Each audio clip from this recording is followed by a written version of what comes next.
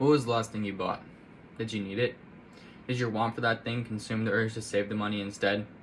Everywhere you go, commercials and advertisements are shoving unneeded items into your face. Spotify tells you to go to the ads, YouTube has paid promotions before you click on a video, and even when you're watching TV, commercials come on that show you items that can supposedly make your life better. None of these things are really necessities, but after hearing it over and over again, you eventually convince yourself that you do need it or really, really want it. Everyone wants to retire or live financially free, but to do that, you need to learn how to save and spend your money correctly. In today's commercialistic society, living below your means is the number one key to save your money. When I first got my job, I only spent $50 out of each paycheck I got and put the rest of the money into a savings account. After a while of saving up, I was eventually able to buy my first car. To do that, I had to follow a couple steps, which is what I'll be talking about today. The first step is budgeting and tracking your money. Second will be deciphering between a need and a want, and finally, I'll talk about keeping a goal in mind. So first, tracking and budgeting money. To create a budget, you have to figure out how much you're making each week. That could be from a side hustle or just your main job, but however much you're making a week. If you're a kid, put probably 75% of that into a savings account, and then the other 25% or 20%, whatever you want, would go into your budget for the week. That budget you'd use for, could be gas, could be groceries, or every once in a while go out and get food, but that's more just like if you have $50 a week, spend that on just the things that you kind of need to spend it on, or just food. Creating a budget can give you a clear understanding of if you're living within or beyond your means.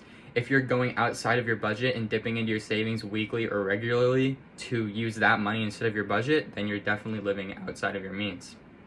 Tracking each dollar you spend is especially important because tracking is just key to everything, especially when it comes to saving money.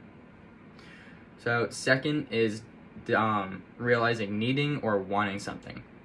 Needing is like going out, you need gas for your car, you need groceries, you need your phone, I guess now.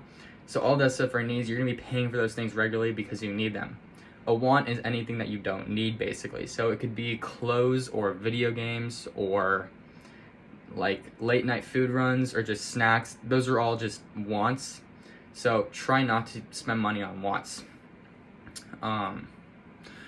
So wants are also usually mindless spending. Learning how mindless spending is if you're just going out and buying stuff without realizing how much you're spending on it. So if you're going out regularly to get food at night, like if it's 10 p.m. and you really want food and you're gonna go out and get it, you can do that every once in a while. But if you're going out and regularly getting food without checking your bank account or realizing how much that food is affecting your bank account or how much you're spending on that food each week, or you're going out of your budget to spend money on food, that's mindless spending. You need to not do that, and you need to conscious spend instead, which would be checking if you have enough money to buy that food, or if it's really affecting your budget for each week, then you need to stop making it a regular habit to go out and get that food. So conscious spending is more for small purchases, and for big purchases, you can use the 30-day rule or 72-hour rule. I used this rule when I was buying my first car, and this rule is when you wait 30 days or 72 hours before making a big purchase. Use this rule to make sure like this purchase is right and it's not a stupid financial decision or just anything like that. So yeah, you need to use that to make sure you're not doing something stupid. We've all probably felt an impulse decision when we were kids, like when you see that like toy on TV when you're watching Disney Channel when you were like 10, and you eventually got that toy. You played with that toy for about a week or something, and then you never play with it again. You were a kid, so obviously it didn't matter that was an impulse decision, but that's just, imagine buying a car now, and you like it for a month, and then you don't like it. That would suck. So now you could just use the 30-day rule. You wait 30 days, think over the decision, make sure it's right for you, and then buy it. So it would prevent just hating it after you buy it. So finally is keeping a goal in mind. Keeping a goal is like just really satisfying, and it keeps you pushing yourself when you want to save up for something or putting something in your account. If I was just mindlessly putting like 80% of my weekly paycheck into a savings account without anything in mind, it would not be really like satisfying to do that because I'm not doing anything with that money. But my goal in mind was I wanted to save up and buy my car. So every time I put $200 or $300 into that savings account, I wasn't like disappointed with myself. I knew that money would be well spent eventually when I bought my car. So this can also delay your gratification, and over time, as you're building up that money, you're just getting ready and more ready to buy that thing that you're saving up for, whatever your goal is. It could be a vacation that you want, or a new laptop, or just literally anything that makes you want to keep saving your money. Saving your money over time also can help, or can be hand in hand with the 30-day rule, because as you're saving that money, what you want might change, and that's fine. I had like a bunch of different cars in mind, and I didn't even buy the one I was originally thinking of.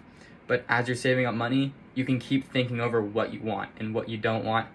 So yeah, just keep doing that stuff.